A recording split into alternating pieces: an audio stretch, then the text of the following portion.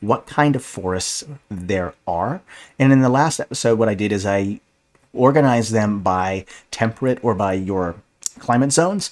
And so we'll start at the top with the frigid zone and move our way towards the equator. Hey, Adam, glad that you're here.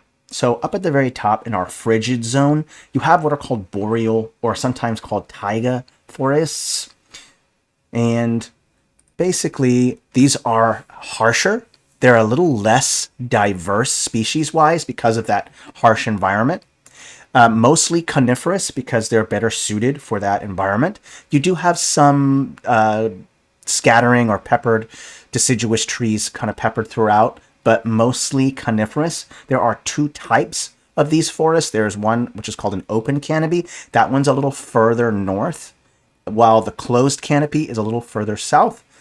Now, the open canopy just means that there is not enough trees to create a dense canopy, while the closed canopy is one where there's enough dense trees to create some kind of canopy. So boreal or taiga forests are generally up in the frigid zone, and you can also have them bleed off into the temperate zone as well. I've noticed that you can do that. For instance, you might want to create a open boreal or open taiga up more in the frigid zone, and then create a closed one below the frigid line into the temperate zone. That's kind of nice to do. So next we have our temperate zone, and there are three types of forests in the temperate zone. There's a deciduous forest. As you guessed, it's predominantly dominated by deciduous trees, while conversely, a coniferous forest is going to be predominantly coniferous trees, right?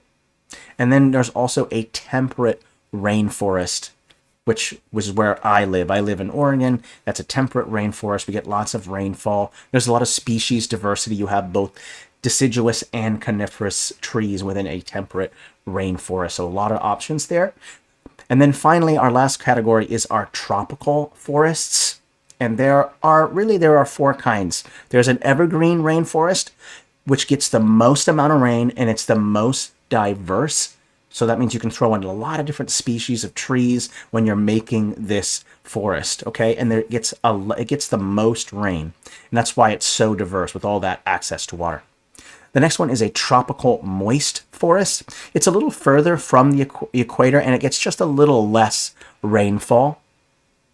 The next is a tropical dry forest. It gets the least amount of rain, and therefore it has the least amount of diversity because it doesn't have this, very characteristic seasons like the temperate forest does. It has a little bit more aridness to these drier forests. That generally means there's less diversity. So the trees there are more adapted to that kind of environment. So you're not going to have as much diversity. That last one is a mangrove. These are found along the coastlines, and they're found in brackish water. Brackish water means a mix between salt and fresh water, and these trees have adapted to live within brackish water. Okay, so those are the different types of forests.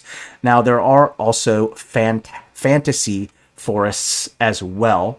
And when there comes to fantasy forests, there's a whole bunch of ones. You can make a forest made of blood, obsidian. You can have a petrified forest where all the trees have kind of turned into stone. You could have a salt forest. There's all these different types of fantasy forests. So we'll make a couple of them in this stream, but I want to focus mostly on the more natural ones. So we'll start with those first, and then we'll kind of move over to the fantasy ones. So I'm going to go ahead and just